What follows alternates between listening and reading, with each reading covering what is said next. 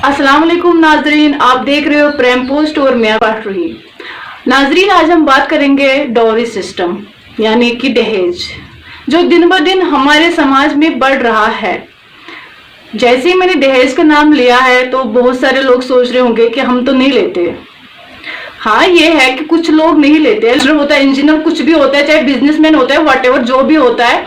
लेकिन फिर जब शादी की बात आती है ना, तो उस टाइम पे वो डिमांड लगाते हैं कि हमारा बेटा तो डॉक्टर है, हमें इतना चाहिए, हमें दहेज में ये मतलब एक पूरा लिस्ट होता है बना के, हमें ये चाहिए।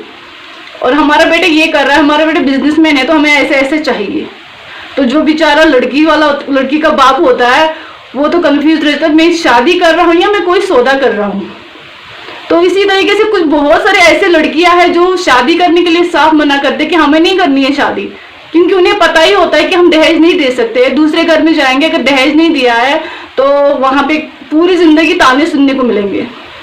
तो अगर हम मतलब दहेज देने से मना करेंगे तो उसका एक ही रीजन होता है कि ठीक है, हमें शादी नहीं करनी है।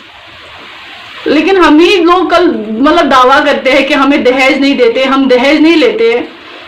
मतलब जैसे कि दिन ब दिन हम देख रहे हैं, दिन ब दिन इतने सारे केसेस होते हैं, मतलब उनको अपने ससुराल वाले टॉर्चर कर दे कि आप दहेज लेके आओ, दहेज लाओ, तब आओ यहाँ पे बैठो, तब अपने ससुराल में बैठो, तब चैन से बैठने देते। जब हम एक बार दहेज देते ना, तो दिन ब दिन डिमांड बढ़ती रहती है। आज आप ये लेके आए हो तो अगले मंथ ये लाना, फिर ये लाना, फिर ये लेना।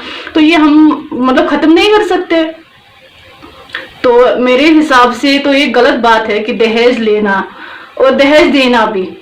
लेकिन ये दिन ब दिन इतना बढ़ रहा है कि जो भी गरीब लड़कियां हैं कि उनका इस समाज में जीना मुश्किल हो रहा है। इससे बहुत सारी लड़कियां ऐसे भी है जो शादी नहीं कर पाती है, जो जिनकी एज होगी, जो ओवर एज हो गए, जो अब शादी नहीं करेंगे। तो वो इसी की वजह से है, मैक्सिमम यही वजह है कि जो शादी नहीं कर पाते, क्योंकि उनको पता ही होता है कि हम दहेज नहीं दे सकते। जब बेटी की शादी होती है तो उससे पहले ही कहते हैं कि अब तुम्हें दूसरे घर में जाना है, वहां पे जो मतलब लड़के के माँ बाप है वो अब तेरे माँ बाप है। लेकिन जब हम दहेज देते हैं ना, तो लड़की को भी पता होता है, उसके जहन में भी होता है, हमने तो इतना सब कुछ दिया है, तो फिर ये मेरे माँ बाप कहाँ से रह गए। मतलब जो वो फीलिंग होती है अंदर से, वो नहीं रहती कि ये मेरे माँ बाप है। उसके दिमाग में भी ये रहता है कि ये मेरे सास ससुर है, न कि मेरे माँ बाप है।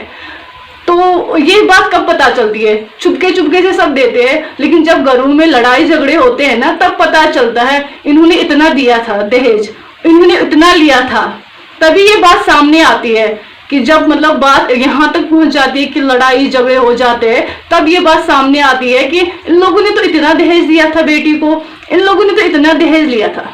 ये गलत है। दहेज के बिना भी शादी हो सकती है ना, जैसे हमारे इस्लाम में है कि निकाह, मतलब हमने तो इसे एक रिवाज बना दिया है कि शादी को एक रिवाज बनाया। जो दहेज देते हैं वो अब जब शादियों में जाते हैं ना, वहां पे किसी को दूल्हे पे नजर नहीं होती, बस इसी पे नजर होती है कि जो दहेज की गाड़ी जा रहे हैं ना, उसमें क्या क्या है। उसी पे होता है कि अरे उसने अपनी बेटी को ये नहीं दिया, तो उसने अपनी बेटी को वो नहीं दिया था। तो ये गलत सोच है।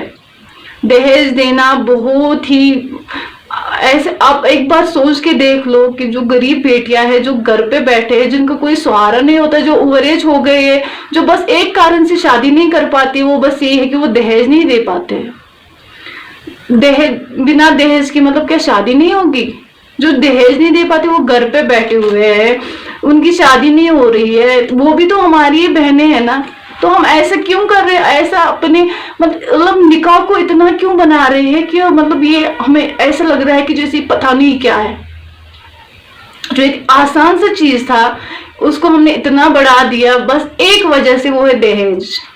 जो हम दहेज लेते हैं, जो डिमांड होती है कि हमें ये चाहिए, हमें वो चाहिए, हमें ऐसा चाहिए, हमें वैसा चाहिए, तो ये गलत बात है। इसे हम खत्म भी कर सकते हैं।